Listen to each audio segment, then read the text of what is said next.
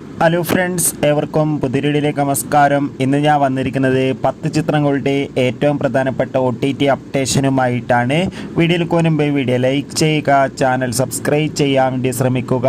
ആദ്യമായി അറിയിക്കാൻ പോകുന്നത് കാജൽ അഗർവാൾ പ്രധാന വേഷത്തിലെത്തിയ തെലുങ്ക് ചിത്രമായിരുന്നു സത്യഭാമ. ഇപ്പോൾ ചിത്രം ഇതാ Amazon prime videos OTT പ്ലാറ്റ്ഫോമിലൂടെ OTT release ചെയ്തിരിക്കുകയാണ്. അടുത്തതായി അറിയിക്കാൻ പോകുന്നത് സൂരി, ഉണ്ണി മുകുന്ദൻ എന്നൊക്കെ പ്രധാന കഥാപാത്രങ്ങളായി തമിഴ് ചിത്രമായിരുന്നു ഗരുഡൻ. ചിത്രത്തിന് ഒരു മികച്ച വിജയം തന്നെ സ്വന്തമാക്കാൻ വേണ്ടി സാധിച്ചിട്ടുണ്ടായിരുന്നു. ഗരുഡൻ എന്ന ചിത്രം ഇപ്പോൾ മുതൽ Amazon prime video, simply south എന്ന OTT പ്ലാറ്റ്ഫോമിലൂടെ ലഭ്യമാണ്. മൂന്നാമത്തേതായി അറിയിക്കാൻ പോകുന്നത് കുഞ്ചാക്കോബൻ, അതോടുകൂടി തന്നെ സുരാജ് എന്നൊക്കെ പ്രധാന കഥാപാത്രങ്ങളായ ചിത്രമായിരുന്നു ഗിർ. ചിത്രത്തിൻ്റെ OTT അവകാശങ്ങൾക്ക് വിറ്റുപോയിരിക്കുകയാണ്. Disney plus ഹോട്ട്സ്റ്റാറാണ് സ്വന്തമാക്കിയിട്ടുള്ളത്. ചിത്രം ഉടൻ തന്നെ OTT റിലീസ് ചെയ്യുമെന്നാണ് റിപ്പോർട്ടുകൾ സൂചിപ്പിക്കുന്നത്.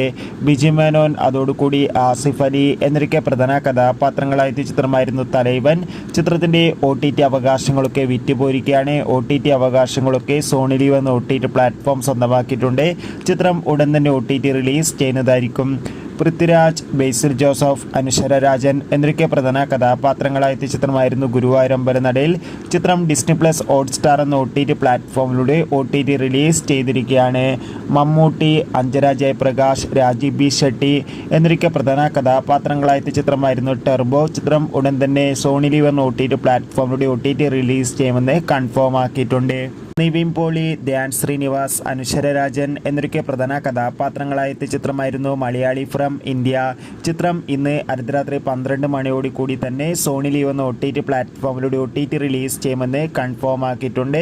ചിത്രത്തിൻ്റെ OTT റിലീസിനായി നമുക്ക് കാത്തിരിക്കാം. അൽതാഫ് സലീം, അനാർക്കലി എന്നൊക്കെ പ്രധാന കഥാപാത്രങ്ങളായ ചിത്രമായിരുന്നു മന്ദാകിനി. ചിത്രം ഉടൻ തന്നെ സിംപ്ലി സൗത്ത് എന്ന OTT പ്ലാറ്റ്ഫോമിലൂടെ OTT റിലീസ് ചെയ്യുമെന്ന് കൺഫേം ആക്കിയിട്ടുണ്ട്. ചിത്രം അടുത്ത ആഴ്ചയായിരിക്കും OTT റിലീസ് ചെയ്യുക. ദിലീപ് നായകനായ ചിത്രമായിരുന്നു പവി കെയർ ടേക്കർ.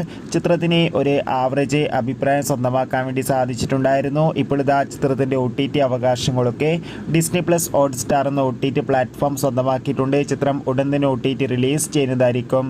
പൃഥ്വിരാജ്, അമല പോൾ എന്നൊക്കെ പ്രധാന കഥാപാത്രങ്ങളായ ചിത്രമായിരുന്നു ആടുജീവിതം. ചിത്രം ഉടൻ തന്നെ ഡിസ്നി പ്ലസ് ഹോട്ട്സ്റ്റാറിലൂടെ OTT റിലീസ് ചെയ്യുമെന്ന് കൺഫേം ആക്കിയിട്ടുണ്ട്. ചിത്രങ്ങളുടെ OTT റിലീസിനായി നമുക്ക് കാത്തിരിക്കാം. Bye bye.